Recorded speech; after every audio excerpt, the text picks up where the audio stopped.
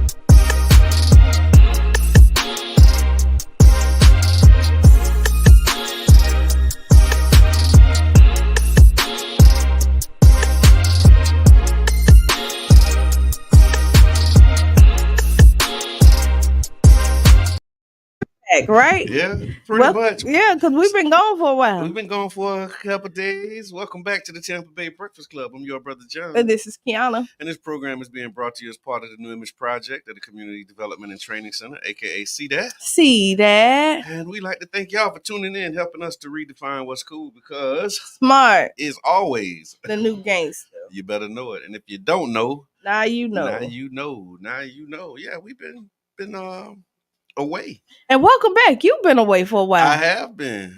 Like you popped in and out just every now and then, but like double dutch. Yeah. You hopped in. As soon as the rope touched you, you had to hop back out. Yeah, that's it. Now you don't let it touch you. That's the thing. You got to keep going. Yeah. And so yes, and then now you just been consistently turning the rope, making sure that it was happening. So thank you. You're welcome. Thank you. Teamwork makes the dream work every time. And shout out to Mr. Edmund holding it down. So look, now I'm in the seat now. Yeah. And he's gonna be popping in and out every now and then. Yeah. So yeah, man, it's good stuff. Good stuff. How are you? I'm all right. For real, all right. That was just what you're supposed to say this morning. Probably for real. Like, no, I think that's what I'm supposed to say. That's what you're supposed to say. Yeah. But you know what? I thought you come in. Right?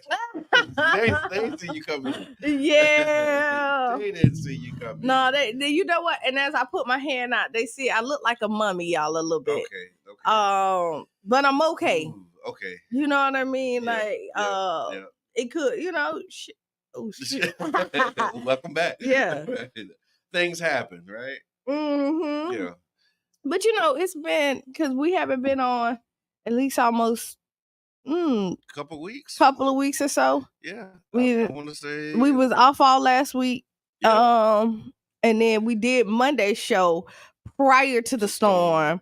Then we didn't do Wednesday or Friday. The storm was coming. Yeah, or Friday. Yeah. Because I got up out of here. Okay. I went to Savannah. Your storm stories. That's what I wanted to talk about. Some storm, some silver linings in the storm, because I've seen.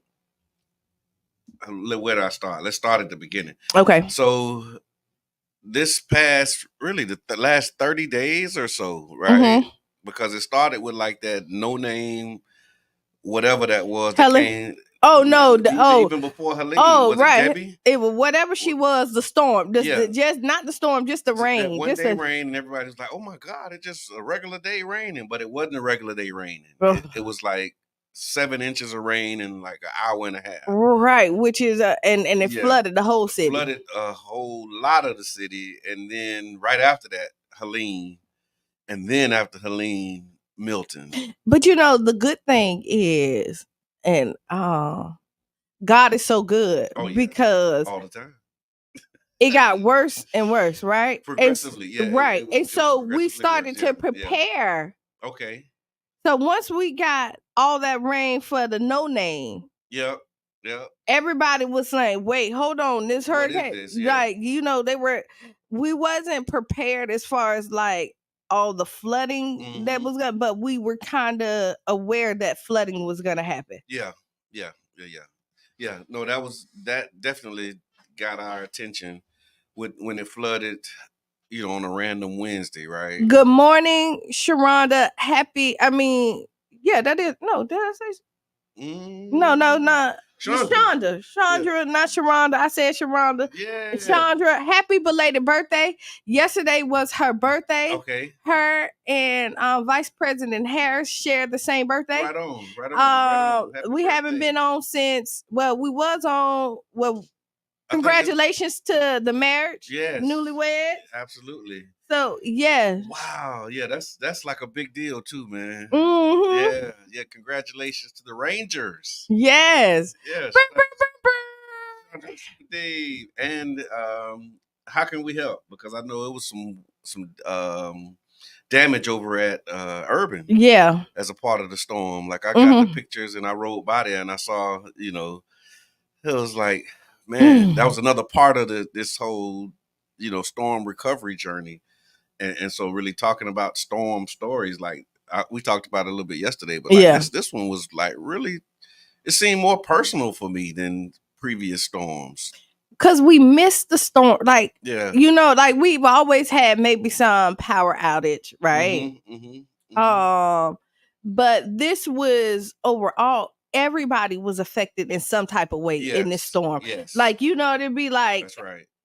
Every 5 houses may have, you might have had a story, or every 20 houses, every 1 out of 20 houses, you heard something that may happen. Somebody, the roof may fall off on one person house out of 50. You know what I mean? You see the trees but it always was like, kind of scattered and our city still looked like the city. Yeah.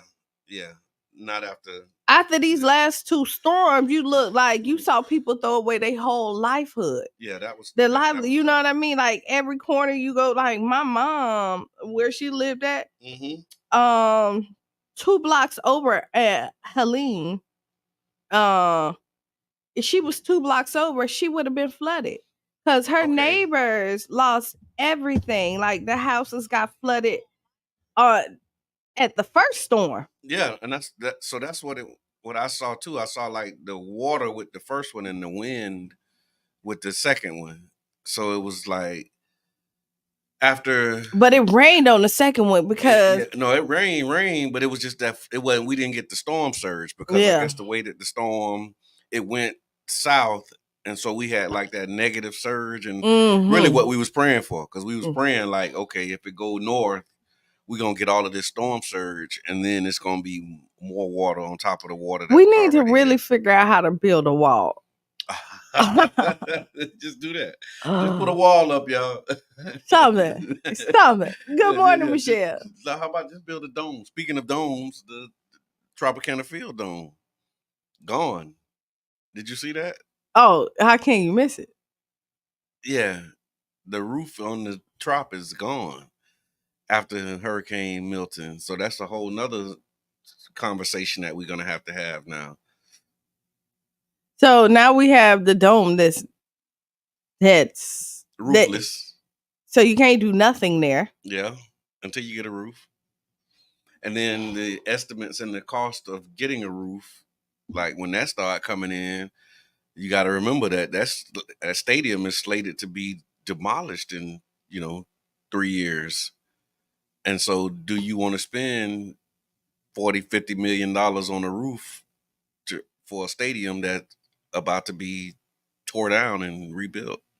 Right. Like, that's a real question.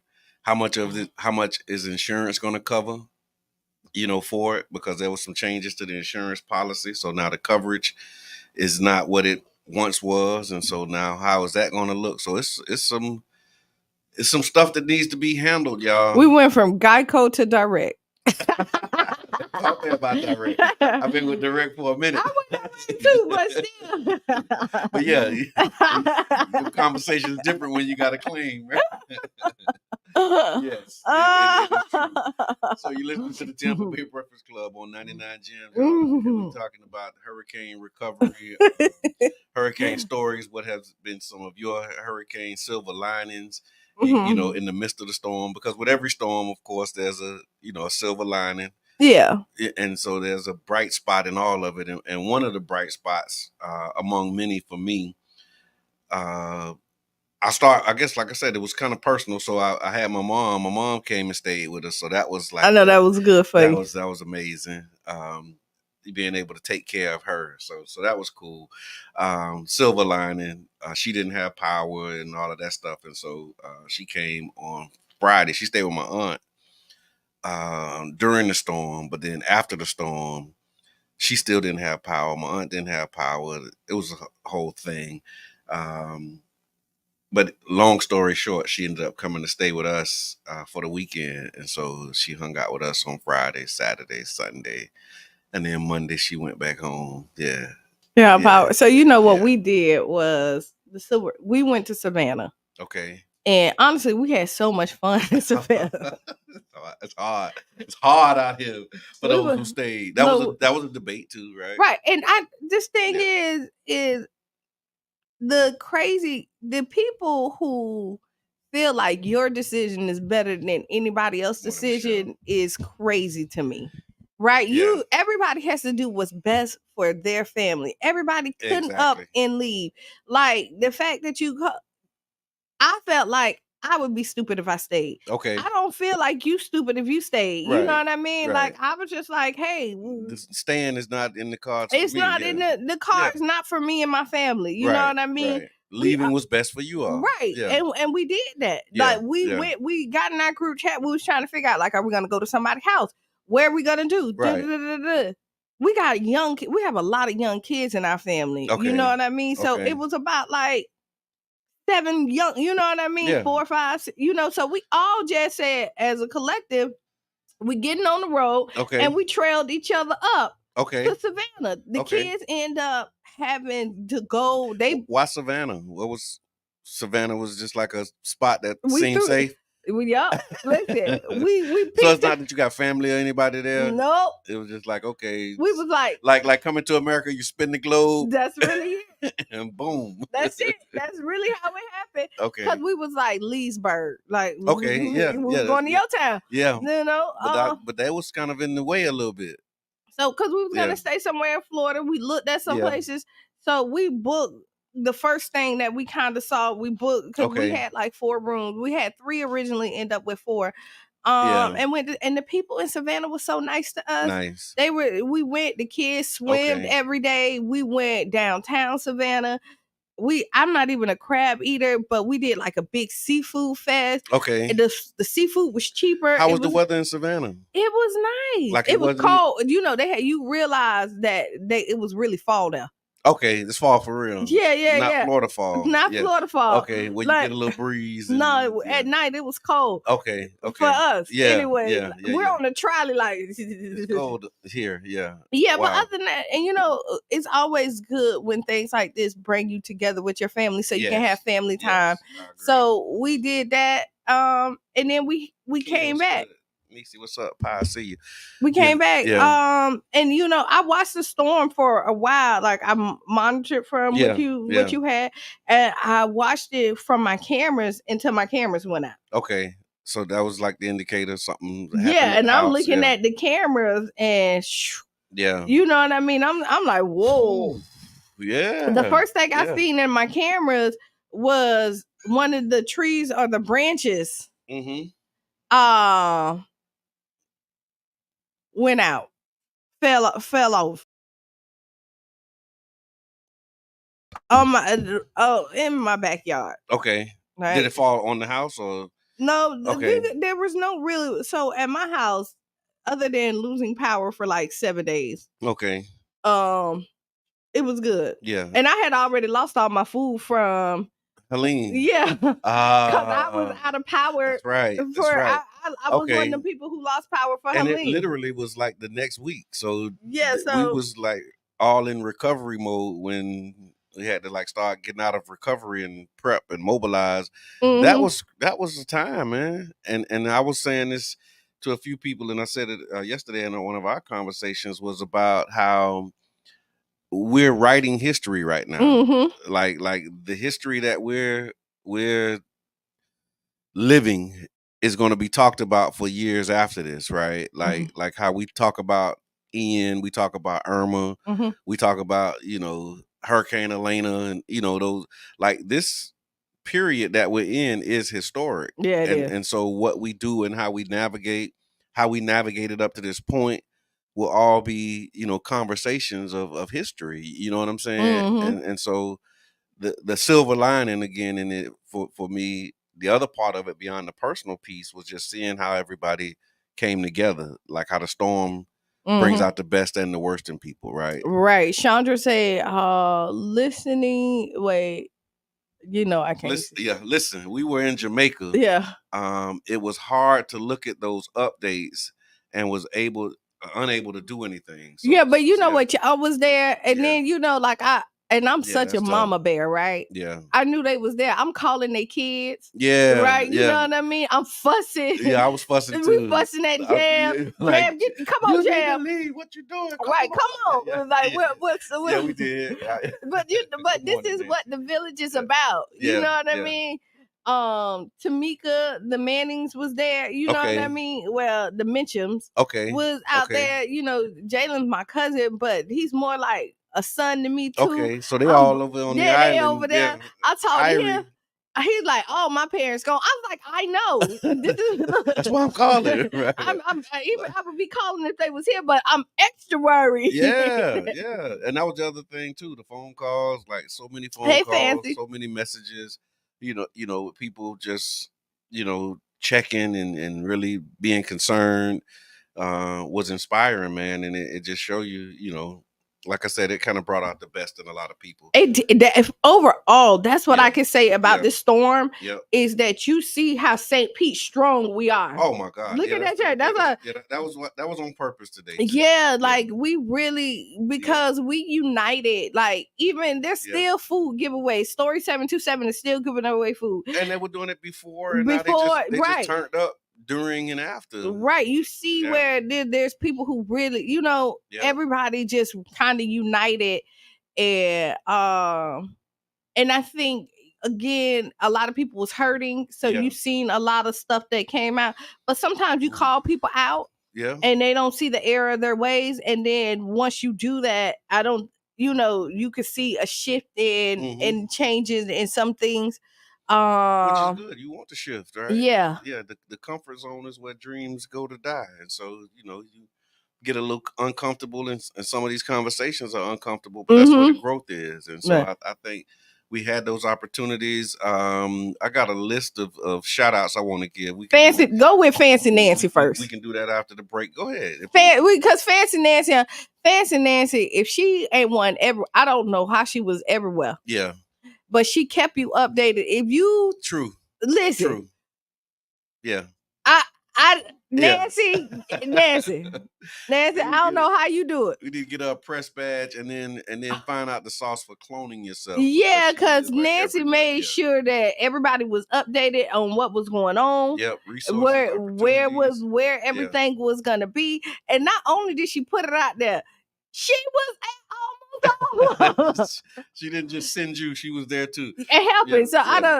So we'll do that after the break. We're going to talk about some of the amazing work, amazing people, and those who contributed. We also want to talk about some of the resources, some of the things that we can expect, some of the issues that were brought up, some history. Yeah, we got a good program for y'all today. So y'all make sure that y'all then we still talk about Big Meech. Yeah, Big Meech. They've been saying now Meech is free.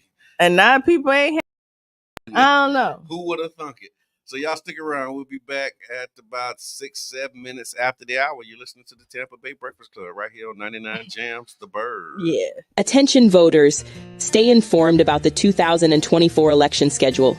Primary election day is August 20th. Make sure you're registered by July 22nd. Early voting runs from August 10th to the 18th, with hours from Monday to Friday, 8 a.m. to 6 p.m., and weekends from 8 a.m. to 5 p.m. Mark your calendars for the general election on November 5th. Don't forget to register by October 7th. Your vote matters. Stay informed, get registered, and be heard. For more information, visit www.votepinellas.com.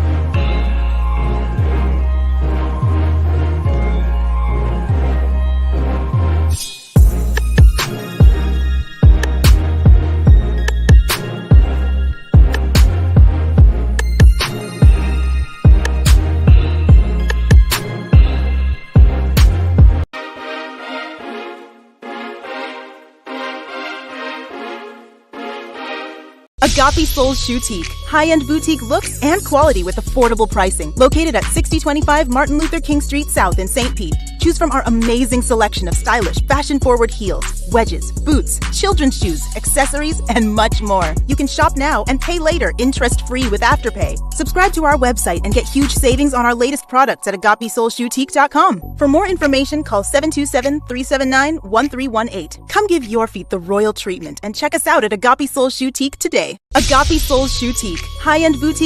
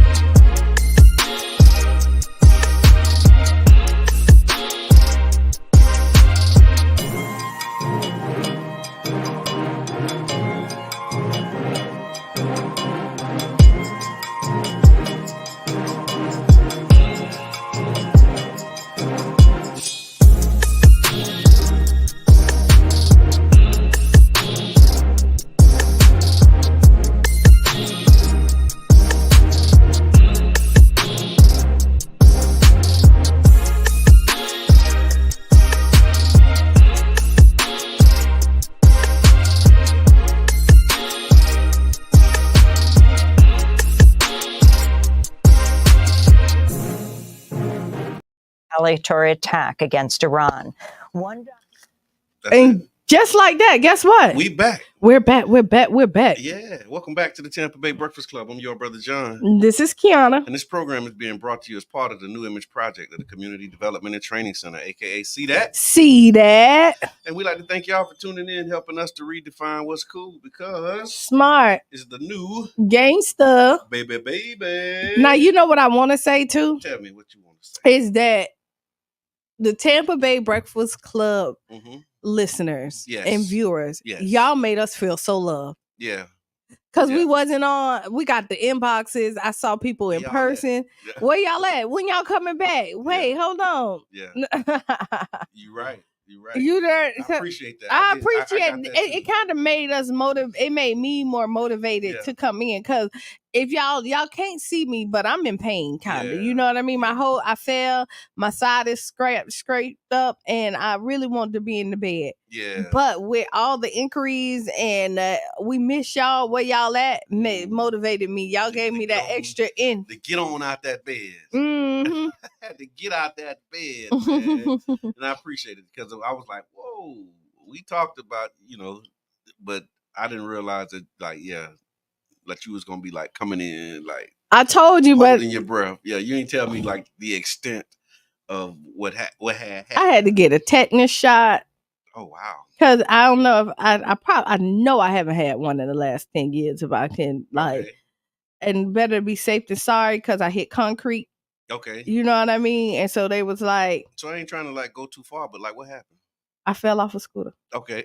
That's it. Because like, okay, some people know, but not everybody knows. And everybody don't have to know. No, I'm just saying. Ain't everybody, but that's why I was like, I ain't trying to go too far. No, but I fell, I scraped myself. Okay, and I'm a daredevil. So you know what I mean? I'm gonna hop back on. You really did, like I did. It looks worse than what it is, I think. Yeah, because it looked bad. I hope it's not as bad as it looked. No, like my finger. So the scar is right here. Okay. But to keep it to clean, it had to wrap up all of this, and then my arm is right here, but it got to be wrapped. Rash type right, stuff, and my whole foot is wrapped, but it's my toe. You know what I mean? So you be jumping off boats. I know, and you know what? And I would tell you this jumping out of planes, and this is not gonna stop who I am. Yeah, this is just It's like Evel Knievel. They said he broke every bone in his body at some point. But this is who I am. Yeah, you know what I mean. Yeah, this is what you do. This is what I do. Okay, yeah. I've been blessed to not have any injuries on.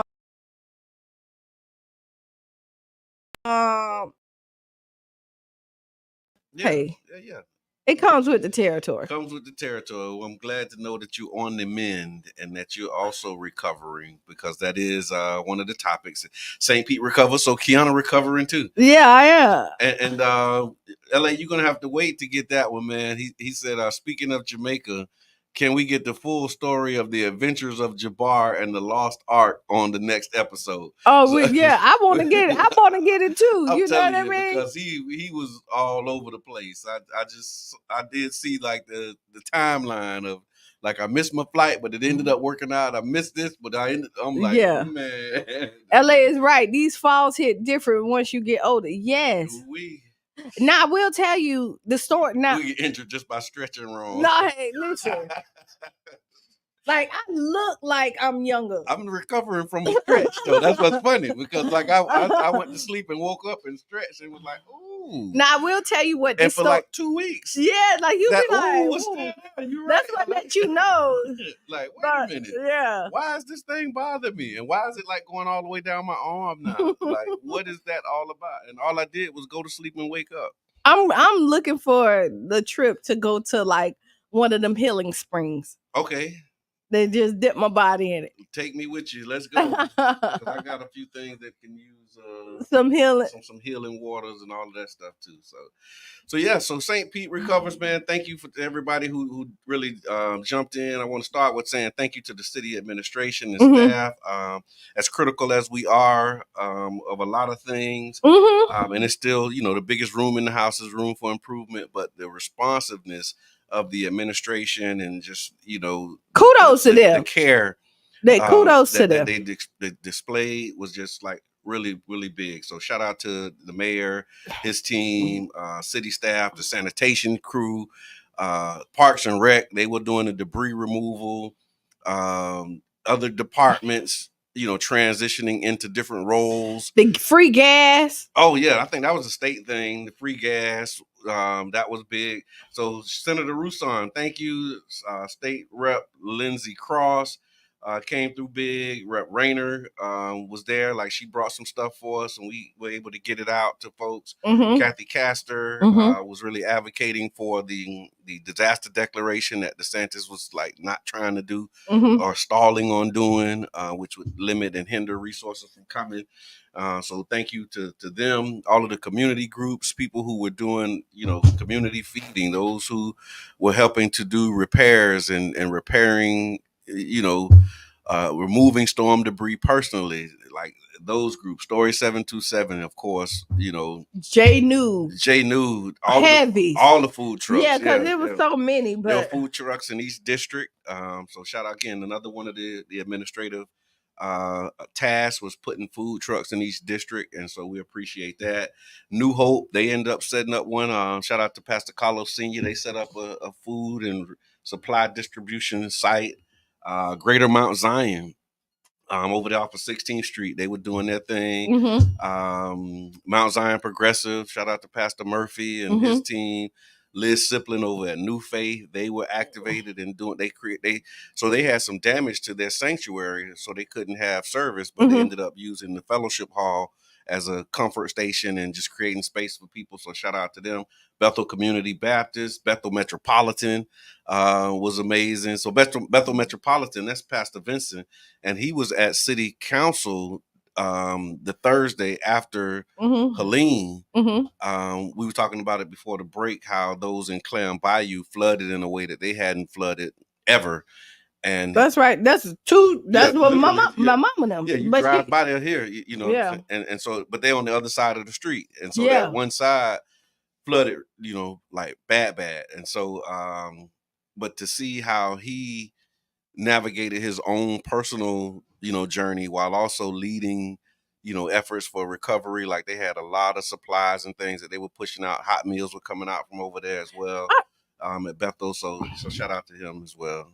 When I say it was just amazing. Yeah. When Dixie, Home, Lowe's, like people was giving out supplies. World Changers Kitchen, man. Positive impact. They did a lot of good. NAACP, they were on the front lines as well. They shut down 16th Street. You know what I mean? So it was Urban League, man. The neighborhood associations, the co-op, Dream Defenders, the Hometown Haulers was another one of the things. Foundation for Healthy St. Pete came through with some stuff. The Pinellas Democratic Party, Jennifer and her team, appreciate you. And all of the individual contributions of people who even a lot of people helped, and they don't want their name to be called. They don't want to be recognized. So we're recognizing you now. And anybody who, wasn't on my list, but you've done anything, like, we're shouting you out now, and we're saying thank you to you. So if you say, well, he didn't call my name, well, I'm calling your name now. Right. And then put it out there, because even Chandra Jesse was saying thanks to Danita and because they came in Glam and Catering, Shots and Vibes, Glam Studios. Awning was like really blown down, and they came through and did that. And that's what I mean. It's like so many people, so many individuals, that just like looked across the street. I saw extension cords across streets. You know what I'm saying? I want to say this. We need to redo Libra season. Okay, need to run Libra season back. Libra season came in with like a. But what was that? Yeah, I mean, I'm always prepared for a storm to kind of put a damper on it. But whoa. Yeah, because my wife, she say that too. Like, around her birthday is when you start to see it, and sure enough, like clockwork. That's every year, like almost every year, there's a storm around my birthday. Yeah. But I do, like I said, I believe that this recovery is going to be a while, because there are some people who lost everything, like, and I don't think really understanding what that means, like, to lose everything. You got further, and the thing it is, a lot of people can't afford afford to replace. Like, let's say just the material things, like your beds, your couches, your furniture, and like I can just think of like the stuff that was passed down from generations to generations. That's the not just stuff. Yeah, that's because if you look at it and you're like, oh well, it's just stuff. There's some things in those piles that cannot be replaced. Replaced, regardless of what you know. And so I know I saw Tonio post is like, once the kids go back, like I know there's some parents that want to cry. Yeah. You know what I mean? And like break down, but they've been strong for everybody else. Yeah. But they can't even, so it's sad because it's a lot of stuff that you think about that's not materialistic, not the food, not the water, not, the clothes on your back. There's some things that and you know what else is the memories that you shared in that spot. Like, and thank God that you have the memories. But there's some things that, like, there's couches that people didn't throw away because their mother used to sit in that couch, or their husband who passed away. Or it's like a dresser that was in your family that was handmade by your granddaddy, and none of your children know how to make stuff no more. So that was the last. That don't last. Like it ain't real wood or whatever. Like children's footprints and pictures and photos. Because I helped one of my neighbors. Her shed was blown over, and as we were putting it back together, she, had like a thing with photos in it, and she was like, look, here's my mom. And I'm like, oh, wow. And then like the children's pictures, like if that stuff would have really been destroyed, that would you can't replace that. You really can't. And I mean, like my brother Emil, he had his stuff in his garage, and he never thought that it flooded. He go in there, his drum set. Yeah. All this other stuff, like, wow. And then my mom roof still dealing with it. And the crazy part is I had no power. Okay. She got no front ceiling, but she got the power. She got power, but you got like a moon roof and kind of. So it was still kind of like, and we ended up staying at her house. Because the whole house wasn't, and we were able to put the tarp still on the roof. And close the ceiling in, and all that other stuff. But she had power when we didn't, but no ceiling. No ceiling. Wow, that is crazy, man. And that's what I mean, like those silver linings, and just seeing how people had to come together. Because even without a ceiling, she still was able to create a space for you all. Right. Yeah. To come in and be comfortable. Shout out to my mama. Cause she always tried, like she say she gonna get rid of my room, but my room still got like 50% of my clothes in it. Okay. Like when I go, it's still my room. Like it's still my bed, the bed I left there still there. Yeah, my dresser. Oh, well, look, this is one of those moments that will allow you to, get around to that stuff, because that's what I ended up doing too. Like it was some stuff that I needed to get around to that I didn't get around to, that the storm kind of pushed through. So yeah, man, thank you to everybody who helped anybody. If you did anything, if you lifted a hand, said a prayer, kind word, thank you, because the kindness and respect was definitely in abundance, and it really showed something about. And we're not done. The one thing is, we listen. We know. I mean, we don't know everything everybody needs, but we listen. Yeah. So the one thing about the Tampa Bay Breakfast Club, see that Jerish Martin. Thanks, Dan. Is that we're about the people, yes, and bringing people the resources and the things that people don't typically get. Right. You know what I mean? So just be looking out. We got some stuff in the works. We're gonna have to bring some people in, because it's a lot of needs that in our community that we need some subject matter expertise to navigate. And so y'all stay tuned. If you know people who are helping people navigate some of these things, like these insurance claims, like that's a big one. And there's like a lot of concerns, right? Around, you already had like this insurance crisis, and then they bucking claims, not paying out, finding reasons not to pay. And now you have multiple people, not just in St. Pete, but really around the state that's going to be filing claims. Like that's about to be a whole thing. I mean, and you know what? So many people who don't have insurance. Yeah. Like if their house is paid for, couldn't afford it, can't afford to do it, and they ain't really trying to do it. And so, how you navigate that? The FEMA, help, because also with Helene, a lot of people lost cars, and so just navigating, car insurance claims when your car is Helene total. and Milton. Yeah. That is. Yeah. There's a lot of cars gone. A lot of cars gone. I done seen a lot of paper tags on ride around. People you got to get around because we're in a state where you can't. Our city where public transportation doesn't get not like there. Like you can do it, but it's not convenient. Yeah. You know what I mean? Like but not only is it not convenient, it's inconvenient. Yeah. Yeah, like it's a whole thing to try and you really have to know, like it's go to work, get to, but like to go to to Walmart and all that other stuff. I think it took me 45 minutes to catch I caught a bus from City Hall home, and I think I might have been it might have been like an hour and a half total, just with me like planning my route, making it to the bus stop, and then being on the bus. It was like 45 minutes to get from City Hall to Childs Park on the bus. You know what I'm saying? And so it was definitely interesting to try and navigate that. And shout out to PSTA. They did give like free rides and free transportation. Well, it wasn't free. The city paid for it. So the city paid for some rides. I think we ended up putting like $30,000 into providing transportation for those who lost their cars. And this was before the storm. Yeah. And so we'll be getting that tally too. So we'll be able to bring that maybe Friday to let you all know how much was spent just in this effort, because there was almost $1 million spent in debris removal. There was money spent in, providing those free meals, getting those food trucks out. Like it's a lot of resources that, were dispersed, and we want to be accountable and we want to be transparent and make sure that everybody knows, what was spent on this effort. And then they did a big thing on this one. Yeah.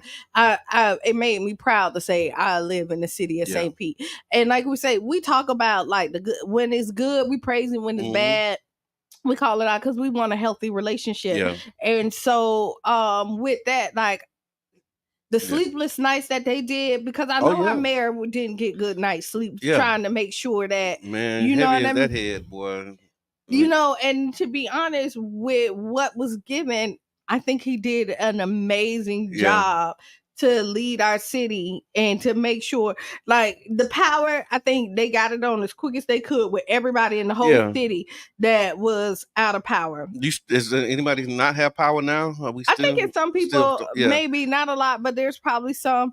Because it was like some real damage that caused that. Like, I mean, you see it. Yeah. Like it's not just, we just don't like y'all and we gonna make y'all wait before. Like, it was some real damage that was done. So shout out to the people who came in, the linemen who were traveling from other states and coming in. Because you still see them, they set up. You see them riding around now. They're trying to make sure there's power lines that's still down. Like I think there's one down in my mama neighborhood. It got to be dead at this point. But I know exactly what you're talking about too. And because I'm like, why is that still down? Yeah, it's still in the middle of the street. But but it's some trees that still like huge trees that are still down. You see. Yeah, that's what I mean. It's gonna take some time. It's really gonna take some time. So, but kudos to everybody who came together in this crisis. I would say, and still coming together. Yeah, like you got to pack your patience because it's gonna be a long road. Yeah, but I do want to see how we can shorten some of these roads, and because like Clam Bayou, riding by there this morning and going down 37th Street, still seeing. All that stuff is like, okay. All that stuff still in the yard. Where we at, come on now. Like, where we at with that? You know what I'm saying?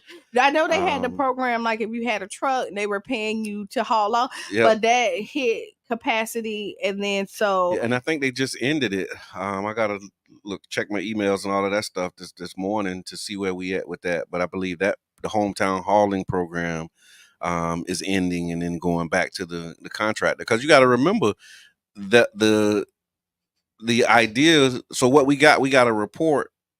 I think it was last Thursday or the Thursday before Milton. That Wednesday they had started picking up debris, and so it was like, again, it was all recovery mode. Ooh, Qiana, like you struggling. But it was like Nobody recovery can't mode. see me. Yeah, Look. but I can. You know, you struggling. I see it. So, but we like just going into recovery mode, making preparations to like come out of Helene, and then seeing another hurricane. We just wasn't ready for that. And I don't know, like, how do you get ready for, you know, 2 hurricanes back to back like that is definitely a conversation. Even before Helene, we had a scientist that came in to one of our committee of the holes. I'll bring that this week, you know, just so that y'all can start to see what we saw as far as a presentation around what we can begin to expect as it relates to climate change, the impact that climate change is having on our city, the infrastructure investments that are needed, the infrastructure investments that are being made, because that's another one of the things that we hear is like, we need to be putting more money into this. So let's look at that. Let's look at how much money we're actually putting in versus what needs to be put in, so that as we, you know, begin our journey into this new fiscal year, we just started fiscal year, you know, 25 in October, we can start talking about budget priorities and how we want to, you know, really prepare ourselves. Now what I will want to say, because the city, look at these contracts that we're giving out to outside sources and see who really cared about our city. Okay. Right. Yeah. Because there was some who didn't care, and I'm gonna go back to that crane that fell downtown. Right. Yeah. I talked about it on Monday before it happened and said that crane was gonna fall down. Right. We you knew. Did. You did. And the fact that it did, if I knew that it was gonna fall down, they knew that it was a possibility that it was gonna fall down. Yeah. And if you didn't, then you need a new job. Yeah, and the possibility that it might fall down, you start having conversations about insurance and, you know, who's going to pay for the damages when it does fall, and who like, yeah, that's a real conversation, man. Because like the cost of removing it versus the cost of, you know, cashing out if something happened like that. That's something that, you know, also this storm is, and I know we want to develop our city, but this storms, these last 3, let us know that our city is not made for all the stuff that they're trying to bring into our city. Like unfortunately, like, and this is a Qiana thing, y'all, and I'll talk to a scientist. Y'all can bring one of them in. Yeah, we got to bring the scientists. Scientists in, but we know that grass and dirt suck up water. Yeah, we know that, right? Yeah. We know that. All we got is concrete and buildings that's empty right now. Where's that water going? We need some more grass and dirt. Yeah, like, I mean, honestly, everywhere you see every piece, they just put it up. Dave. Congratulations, man. Yeah. Yeah. Oh, we got a caller. Yeah, we do. Motivational Monday. We talking about the recovery of the city and the infrastructure needs. Caller, you on the air. Yes, hey, good morning. I'm listening to you guys describing the events of Hurricane Milton and Helene. Of course, that was a tragedy. And, you know, I'm really happy to know and hear how the city manager, how they came together and have to restore to this point. But the reason I'm calling, I heard mention of the crane downtown that Qiana predicted would fall. Definitely, I predicted this word here, but they knew it was going to fall. But there was a news that did say, right? They did say that it's going to take a while to disassemble it, and there was no way they could have disassembled it before that hurricane hit. Yeah. Yes. So they did talk about it. They were aware of it. I guess they made sure that there was nobody in the area that would be, you know, impacted or affected by the crane should it fall on a building. I guess that they made sure that nobody was around that area. Right. So it was big in the news, and I think some city engineers talked about it that, hey, this crane is going to come down, but we cannot disassemble it before the hurricane. Right. So that could be an excusable event. I hear that. I appreciate that. And look, yes, sir. And they do put those in contracts. They do have excusable events. If you can see Qiana's face, though. Yes. But no. But we got to get give Q the thumbs up because she predicted it. Yeah, that's right. That's right. All right. Thank you so much for Have a calling. great day. Bye-bye. Bye-bye. You're listening to the Tampa Bay Breakfast Club on 99 Gems, and you are welcome to call in as well. You can call in 727-637-2416. We're talking about the recovery and also you couldn't take the ball down. Yeah. You couldn't take a piece of it. Well, I saw the thing that said it was going to take maybe like 7 days or 7 or 8 days to bring it down. So 7 to 8 days. We knew that this storm was coming when Helene came. Mm-hmm. Mm-hmm. That would have gave them enough time to take it down. So I'm not buying that. Okay. That's me. I hear that. Hello, caller. Introduce yourself. Hey, I'm the one and only Mr. Edmund. Mr. Edmund, good morning. How are you, sir? Hey, I'm just calling in, man. I'm just loving the show, man. Y'all doing a great job. Thank you. Yeah, I got a lot to say. What's your take on this crane thing, man? First, because Qiana said they knew it was coming down and they should have took it down. Michelle is in the comments. She said, "I'm with Q. We don't have infrastructure here. Talk to me. What's your thoughts on this crane, man, coming down?" Well, I think it's big fish eating little fish, man. I think they could have took the crane down. It probably wouldn't have been financially in their interest to take it down, but I think after the damage, I know they should have probably took it down or at least partially disassemble it. So the building it wrecked into, if it would have failed, it wouldn't have did that much damage, or it probably wouldn't even cross the whole street if they would have partially took it down. I think that's a sign of a lot of things that's going on or wrong in the city right now. Because I told them, I was like, Letty would have been my crane. Okay. Letty would have been Jabbar Edmond crane. Yeah. And it wouldn't have been like, ooh, so don't worry about it. It's excusable. That's not excusable. So you think that you think the owner of the crane has something to do with it? Yeah. So whose crane is it anyway? That's the question, right? No, but right. if they had 7 to 8 days per their documents, right? Yeah. Per what they say, then again you had enough time, because after they urged everybody, they was telling us, like, that's what really made me leave, because we've never seen this much urgency around a storm. Yeah, you know what I mean, and preparation for a storm that was coming. So how do you miss that? Like, yeah.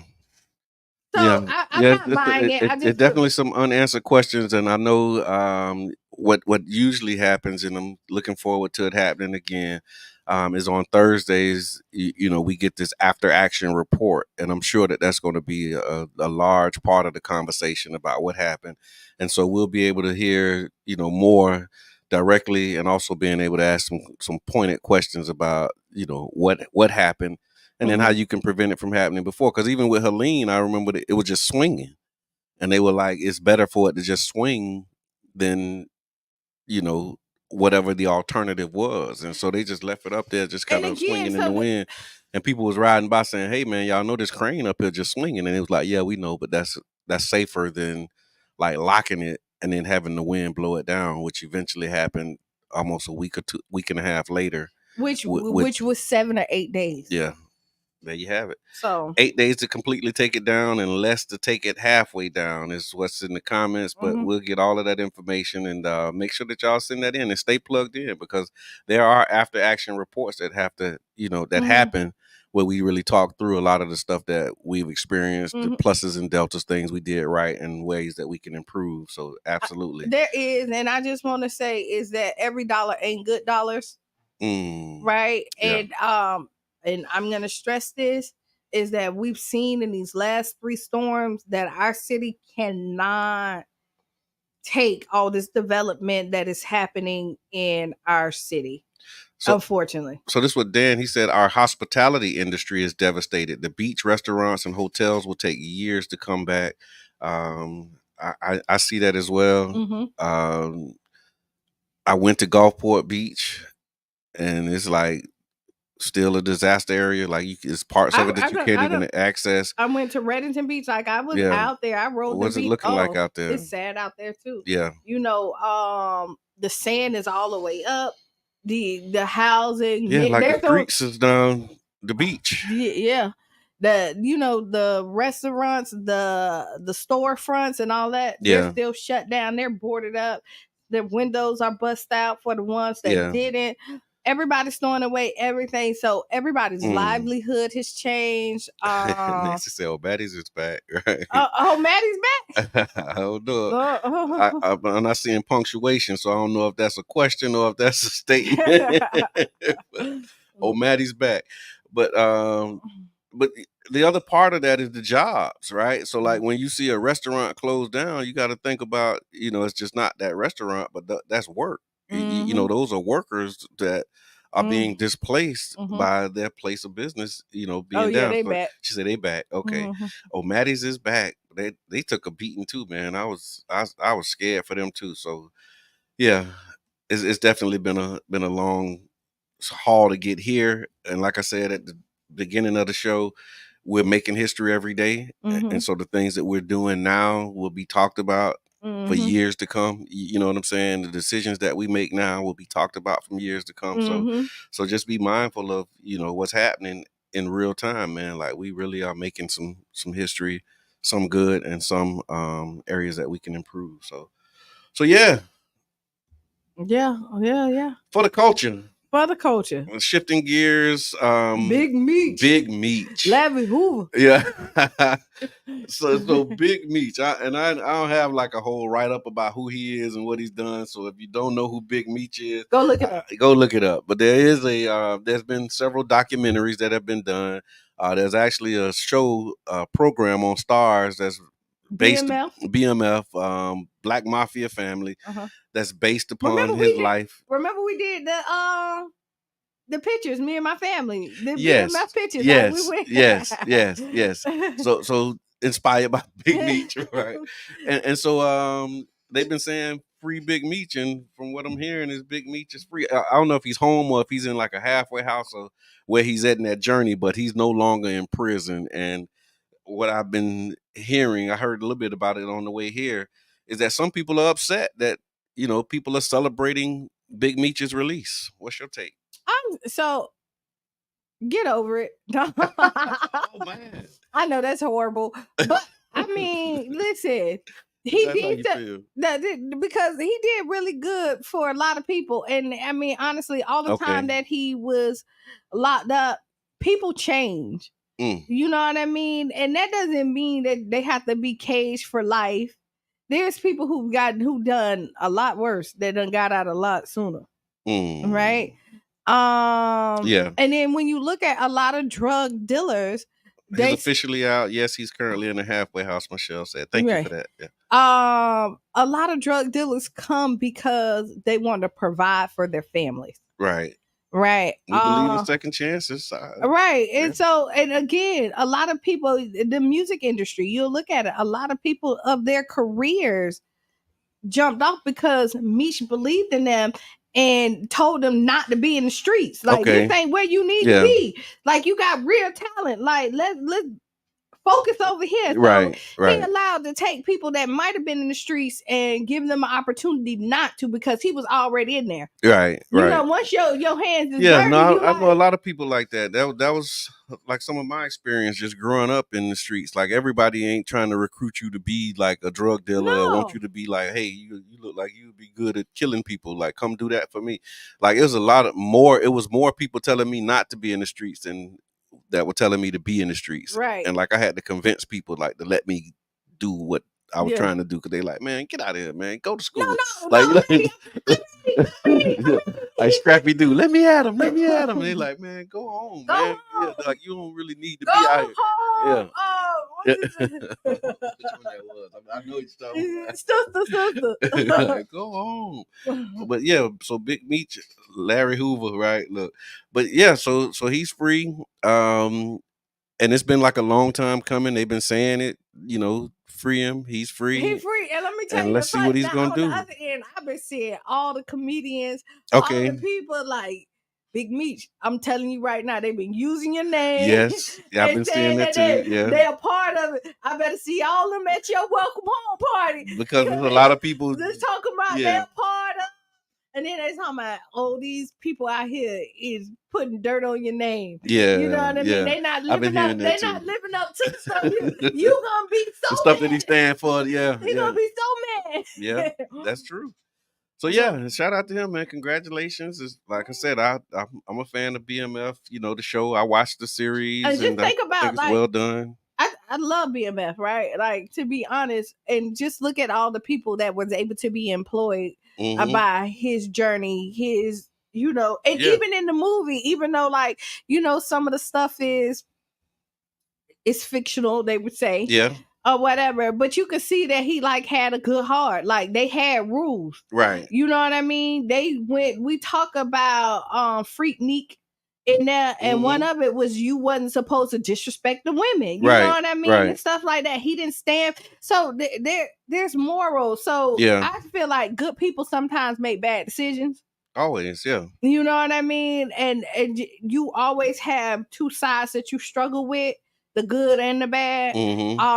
Everybody's not always all bad, and everybody ain't always all good. Yeah, and that's the goal, right? Is to make sure that the good outweigh the bad, right? That, you know. And I guess maybe the other side of that is maybe some families that were impacted by decisions that he made, or some people that was in his team or on his team.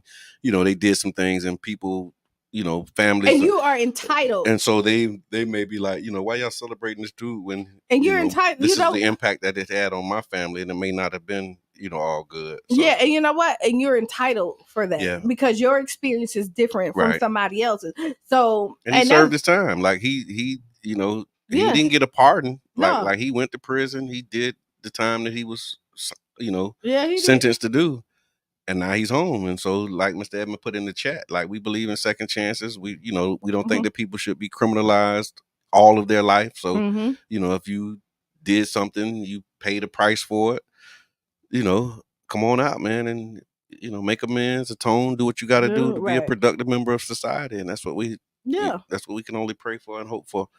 And I think he will. I mean, just looking at the stuff that has been written and done already. Right. You know, I mean, you got a number one show on a cable network with your son playing you. Like, I mean, if you go back to doing what you was doing before.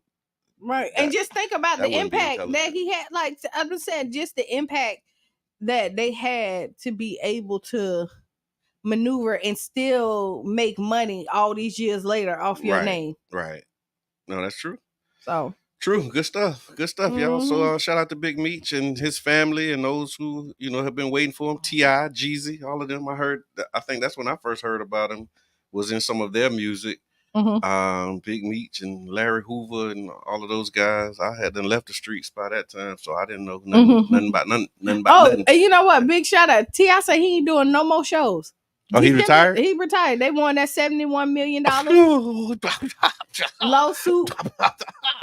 Shout out to Tiny. He said she was the one that was pushing the issue. He was like, he didn't want to do it. Man, shout out to see, he got a good woman. That's what he said. He $71 million lawsuit. He said he done doing shows. He said, I'm not jumping around no more stages for y'all. Oh, I'm not doing it. I am done.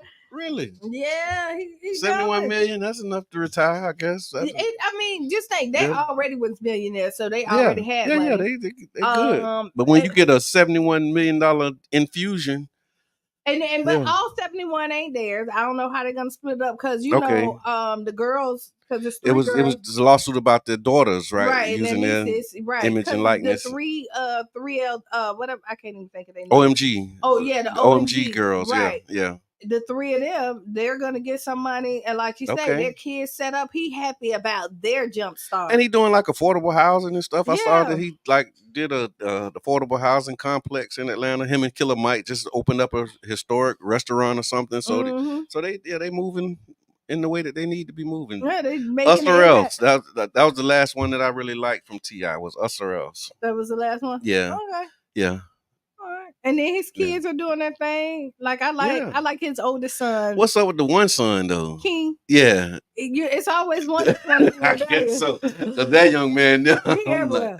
I'm like, really? Like, come on, man. He everywhere. Come on. Like he kind of bought into that image and that persona but yeah, and I tell you what made it real for me was I watched a document, not a document, but it was like a podcast with 2 Chainz and his son, and it had T.I. and his son, and you can see the difference in the 2 children. And it's like really just persona. Like 2 Chainz son is like really, he's like, I had to Google you to see who you was and what you do. Yeah. And then, T.I.'s son, like he trying to be him and everything that he personified in his sometimes music. because it's always exciting to be on that road over there until you start getting in trouble and seeing all of it. And hopefully King, you know what I mean? He shake out of it. Maybe, but that's who he's been. Like if you watch all their shows, King always been the one that kind of you know what I mean? He was gonna go off the rails. Because he was off the rails before. Wow. So yeah. All right. So another thing too that was in the news.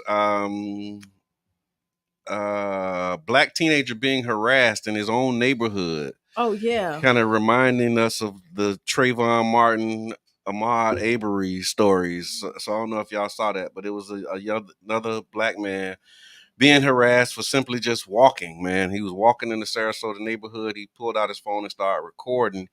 And they were like real deal questioning him about why he's there. Does he live there? Walking, walk around my neighborhood. You don't walk past my house 4 times or 3 times, whatever he said. Yeah. Like, why you here? It's broad daylight. Yeah. So I'm gonna read this clip from an article. It says, "Here's a little backstory. The morning aftermath. Look, it's jumping because it's a bunch of ads on this page. Pardon me. The morning aftermath of Hurricane Milton. This is his mom posted this. The morning aftermath of Hurricane Milton. My son walked to the neighborhood to talk to his girlfriend on his phone because we didn't have power service, and it was bad in our house. This is what he had to deal with," she wrote. "Even after telling these men he lives here, they were not satisfied with his answer and continued to harass him. This was not a 1-minute altercation. My son was followed for over 10 minutes dealing with this. I'm so happy that he recorded every moment and thankful that my child is still alive. I don't want to live in a community that does not welcome me and my children because of the color of our skin. The situation has me going back to a deep depression, thinking about 2009 with Trayvon Martin, and this man grabbing something out of his car. It was a gun. Yeah. And what if that guy wasn't holding him back? All I can think of, would my son still be here?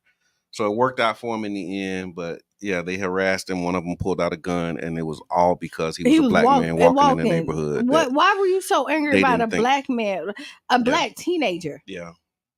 And to the point where you actually, threatened him with violence. And he was pretty, you know what? He was pretty calm too. Yeah. But you want me to? He was like, man, because is this harassment? As I was watching the video, like I'm like admiring like how cool he was being, because I'm boiling as I'm watching it. Right. Like, and in my mind, I'm handling it a whole different way. And kudos to the parents, the mom, because you had to instill something in your child. That's true. For him to be able to keep the composure, but he knew that there was a fear factor. That's why he started to record it. Wow. And for him to still stay calm throughout that, and then the Sarasota police to kind of like brush it off originally. Like it was no big deal. Yeah, like, oh no, because he's like, isn't this harassment? Yeah. Isn't this harassment? You know what I mean? And they was like, well, they didn't do anything. He went to his car to pull out.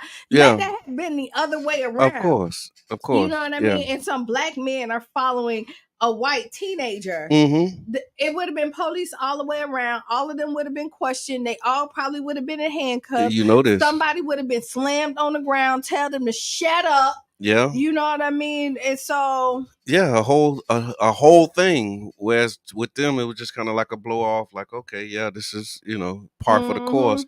And then I believe that there was a march or a rally that happened right after that. I didn't see the impact of that. But yeah. And he lost his job. He lost his job. The guy who pulled the gun. Yeah, he did lose his job. And I don't know who. Okay, so I know the mom reported it, right? But shout out to the white guy or whoever who reposted it and found out who everybody was. Okay, yeah. And show their social media Okay. and Okay. their name. Like this is who these people are. Yeah. like Yeah. he Yeah. went and identified everybody Okay. after Good. they, Good. because they're Good. telling their name.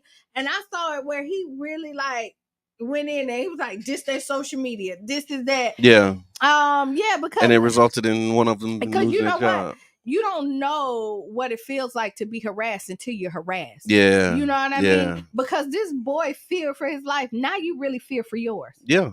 You know what I mean? Yeah. No, that's it's a heroes everywhere. That's true. But no, it's just interesting. And again, just this was the thought that came to my mind. Right. I live in Childs Park. Right. Historically and predominantly black neighborhood. But we see white people walking in our neighborhood all the time. Mm-hmm. And when we see white people walking in our neighborhood, we look and we be like, man, I remember a time when white people wouldn't walk in our neighborhood Right. like this. But that don't inspire you to get up and go question them about why they're here. Right. Or to make them feel Or to super make them uncomfortable. feel uncomfortable. Like we see white people, I see, white teenagers. We saw, matter of fact, my wife and I, we were laughing about it. We saw a bunch of teenagers coming out our alley. And nobody go in that alley. But white teenagers, they don't know no better. It's like, why y'all?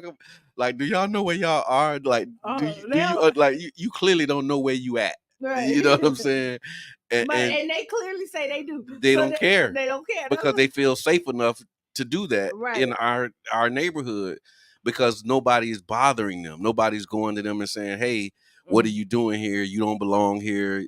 Are you sure you're in the right place? Who you here to see? All of that kind of stuff." Like we don't do that. We just let them be. And a matter of fact, they probably and that's all we want. Yeah. And you know what? They're probably more safer in the black neighborhood than they are anywhere else because True. People be like, we know somebody go over there. Police gonna be here immediately because they know that they're white, or they're the police. There's so many reasons why they're safe in the black neighborhood because we don't want to be hurt on behalf of them complaining about something, you know what I mean? So they can come in, but then you flip it. You have black people that go into the white neighborhood, the hatred that spew like, how dare you taint our neighborhood? How dare you feel comfortable enough? You can't afford this. And then you know what? And then you automatically like, they must be drug dealers. No, we're educated black folks. Right. We have real jobs. You know what I mean? We worked hard to get along to be in this neighborhood just like you. Right. So, and that's the part that they just don't seem to get or don't want to get and can't stand. But it's real. I think he said Q a fool. Hold on. Q is a fool. They may be safer on black neighborhood. You're right. That's why they moving in the hood. Yeah, because they are safer. And that's always been, I won't say always been the case, but in recent history, that's the case because and if you do something to a black person and you do that same thing to a white person, usually the consequence is going to be heavier if you harm a white person. It is. And then when you look at the culture difference, right? And we don't subscribe to all, is that we naturally are helpful people. Yeah. We welcoming, we inviting. Yeah. We'll see the white family out there, with no food, and we'll go and take it. And it don't even have to be the white family. It could be any family that's there. Yeah. We don't discriminate. If you need help, we like, come on. Yeah. Our inquiries as to like what you're doing and where you going is not going to be from a place of like you don't belong here and you need to keep it moving. Mm-hmm. It's going to be like, are you sure that you know what you're doing? Are you okay? Mm-hmm. Like those are, so if you see a white person and you walk up to them, you're going to be like, you all right? Like you good? Mm-hmm. Whereas they walk up to us like, what are you doing here? Yeah. You don't belong here. And you want me to tell you, it don't matter. You could be in a rich neighborhood or you could be in the poorest neighborhood. They still feel like we don't belong. Ain't that something, man? Don't matter. It's crazy. You could be in the poorest white neighborhood and they still feel like we don't belong. You don't belong there. Right. You walking through the trailer park, they want to know why you here. What you doing over here? It's like you ain't got no trailer. Yeah, that's right. It's only for poor white people, not for black people. But I mean, it's definitely every now and then, and it's more now than then. we get these reminders that we still live in this type of society, you know, where young black men particularly are perceived as threats. They're perceived as they easy targets. And like we have to be proactive, man. Like, and so shout out to whoever the anti-racist was that went to work and was able to hold them accountable for their actions, since the law enforcement in the county or the city didn't do it. Yeah. The people did it. And so shout out to the people, those who organized and really shined the light on this and really, you know, not letting this end and with him being home traumatized. And my prayers to the family and to the mother, and that you find some, you know, some comfort that the community came. Yeah. Because you're not in it by yourself. You know, because parenting is a team sport. You know what I mean? And being a true neighbor, we saw that in this this situation. Ooh. Like you posted it and you didn't have to do this by yourself. Yeah. This wasn't your long struggle. That's right. And then Sarasota was like right where the storm hit too, right? Right. Like pretty much. Like that's where, you know, the brunt of it went. And so I got a lot of thoughts on that. But yeah, man, it's just a reminder that, you know, these things still happening. We still have to, you know, walk our posts in a perfect manner, keeping always on the alert. Keep your head on the swivel and stay calm. And there's a lot of rules that comes with it. And sometimes, you know, the objective is to get home. Because sometimes you want to pop off and sometimes you need to. Yeah. I ain't gonna lie. Sometimes you need to, but sometimes you don't. But the objective is always to get home. Yeah, I agree. You know what I mean? That I agree with. And sometimes it means just recording and sidestepping a fool and not engaging in the foolishness. Because what happened is he would engage. It would probably been more trauma and stuff. You know, it would have harmed him more than them at that point. Because he was not looking for a problem, and they were right. And so any reaction that he got that fueled that would have been justification. Because sometimes, and I tell people all the time, like even when some people are wrong, your action to it, because now you have to be corrected, like sometimes overshadow what they the wrong that they did. Right. Because now your reaction to the wrong. Right. And so it's kind of like, Yeah. And that's unfortunate because I know a lot of people, not a lot of people, but I know a few people who react to wrong and they get a bad rap for reacting to wrong. And like now they the bad person because they responding to wrong. I guess that's what my daddy used to tell me, just hit them first. Just swing first. That's what he used to say. Swing first, because they never see the first punch. Yeah, but they see the reaction. Yeah. I like that. That's what he used to tell me. What you that wasn't. He gave me a lot of good advice. That one saved me a lot of times, but I wouldn't, like. I ain't mad at it. But it worked. I'm all. It was like hit them first because they never see the first one. They hit a ooh, and then they see the reaction. Yeah. And then that's when you got, well, he hit me first. He hit me first. You want to be that person who hit them first. You got a better odds. So, swing first. That's what my daddy said. Swing first. Okay, well, it's almost 9 o'clock. 1 minute.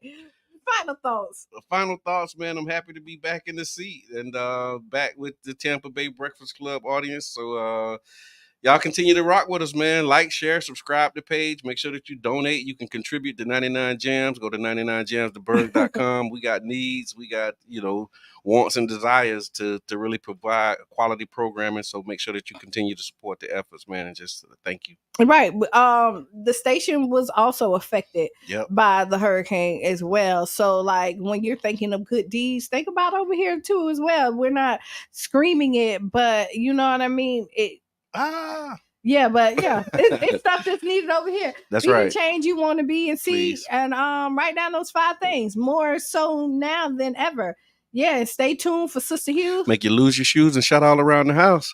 So we'll be back on Wednesday, man. Tag a friend, tap in. Oh, it's a survey link in the chat too. Make sure that y'all take that survey. Thank you, Eric Jackson, for putting that out. And we want to hear about your response and your stories. We'll talk about that on Monday. Wednesday as well. I'm your brother John. And this is Qiana. And we out.